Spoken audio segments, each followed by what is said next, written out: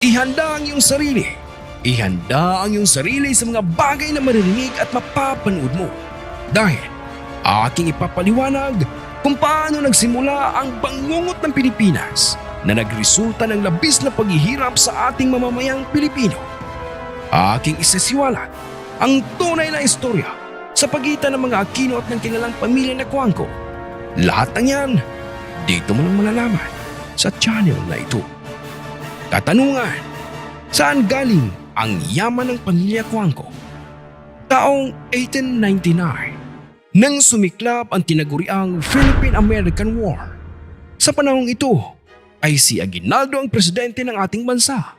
Ngunit, ayaw tanggapin noon ng Amerika ang authority ng Aguinaldo bilang Pangulo ng Pilipinas. Kaya, noong February 4, 1899, ay nagdeklara ng gera si Aguinaldo sa US forces at tinawag itong Philippine-American War. Maraming dugo ng ating mga kababayan ang dumanak sa gera na ito at gayon din naman sa panig ng mga kalabang Amerikano. At sa panahong ding iyon, si General Antonio Luna ay nagkaroon ng pagkakataon na mai-transport ang limpak-limpak na kayamanan mula sa revolusyon na tinatayang milyon-milyong halaga. Milyon-milyong halaga ng gold at silver coins. Oops! Ulitin natin. Si General Antonio Luna ay nagkaroon ng pagkakataon na mai-transport ang limpak-limpak na kayamanan mula sa revolusyon na tinatayang milyon-milyong halaga. Milyon-milyong halaga ng gold at silver coins. Ang mga kayamanan na ito ay dapat sana ay gagamitin para sa ating bansa upang ipangtusto sa ating ekonomiya ay itinakas ni Antonio Luna. Itransport niya ito mula sa Ilocos Treasury papunta sa isang lugar sa Paniqui, Tarlac, sa lugar kung saan naninirahan ang kanyang kasintahan na si Isidra Cuangco. Matapos nito, makalipas ang 3 araw, ay umilingaw ang balita na si General Antonio Luna ay ipina-assassinate at ipinatumba. At ang salarin sa pag-assassinate dito ay ang mga opisyal ni Aguinaldo. At pagkatapos nito, sa di malamang dahilan, ang limpak-limpak na gold at silver treasures ng unang Republika ng Pilipinas ay biglang naglaho at walang may alam kung na kanino at saan ito napunta. Kahit ang sandatahang grupo ng Amerika ay hindi matukoy kung saan ito napunta.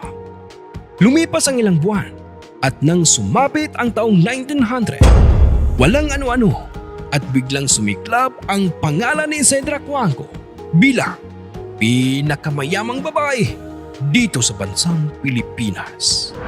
Malamang siguro ay alam na natin kung saan napunta ang nawalang yaman ng bansa. At dito na nagsimula ang malaking pagbabago sa gitnang Luzon. Ang pagpasok ng Cuangco sa mundo ng politika. Ang kapatid na lalaki ni Isidra ay may 4 na anak na lalaki na siyang itinuturing na tagapagmana ng yakaw na yaman ng pamilya Cuangco.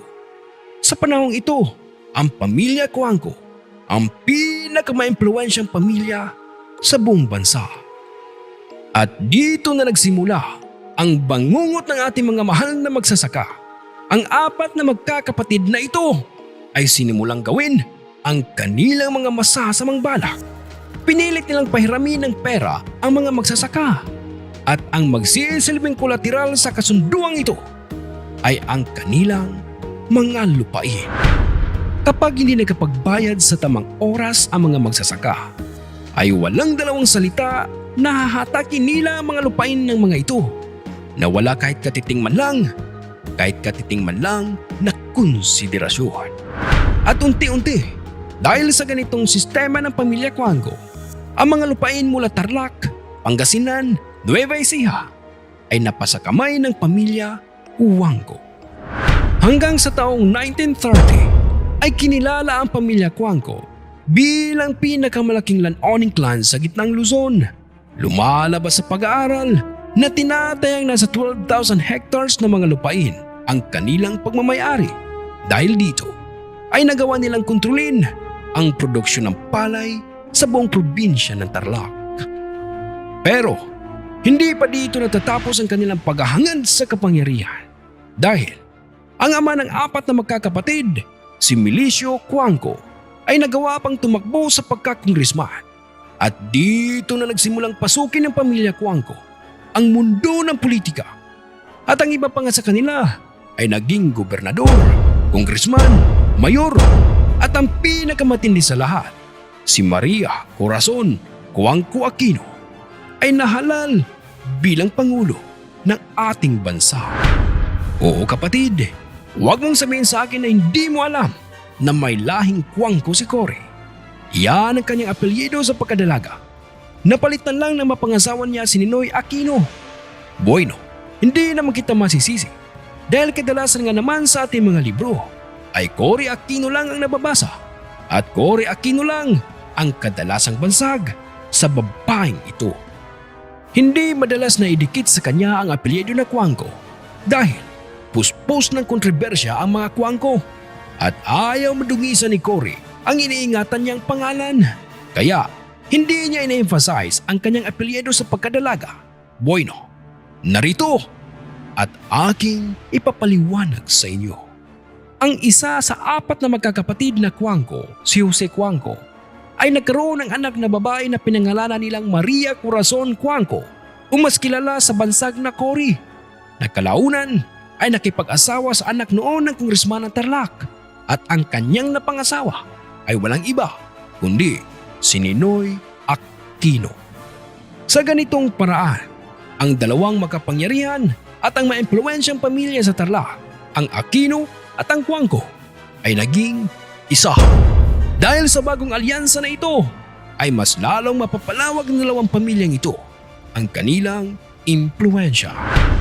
Taong 1986, nang maupo sa pwesto si Cory, nanalo raw siya dahil sa puwersang ipinamalas nila noong people power. Pero lumalabas naman sa pag-aaral na 2% lang naman ang populasyon ng Pilipinas noon ang sumama sa walang kwentang rally nilang iyon. Ang hindi pala natin alam ay dito na magsisimula ang matinding kalbaryong dadanasin natin sa kamay ni Cory. Taong 1987, umalingaw-ngaw ang tinaguriang Menjola Massacre. Ito ang napakasakit na insidenteng nangyari noon sa Menjola Street, San Miguel, Manila, kung saan ang security forces ng gobyerno ni Cory ay binigyan niya ng basbas upang paputukan ng mga grupo ng mga magsasaka na mapayapang nagmamarcha sa harap ng Malacanang upang iprotesta ang walang kawalang aksyon ng gobyerno tungkol sa land reform. 13 magsasaka ang natugay sa brutal na pamamaril at 40 iba pang kataong na injured sa masakir na ito. Hanggang ngayon ay wala pa rin nakukulong na utak ng kahayupang ito. February 1987 din nang mangyari ang Lupao Massacre, kung saan ang 14th Infantry Battalion ay binigyan ng basbas ni Cory na pagbabarilin ang mga walang kalaban-laban ng mga magsasaka. 17 magsasaka ang natugay sa masakir na ito, kasama ang 7 bata na pinagtatadtad ng bala ng puwersa ni Cory. Nakakalungkot din nga ba? At muli, walang nakulong sa insidenteng ito dahil ang utos na i-massacre ang mga taong ito ay galing mismo kay Cory Cuangco Aquino.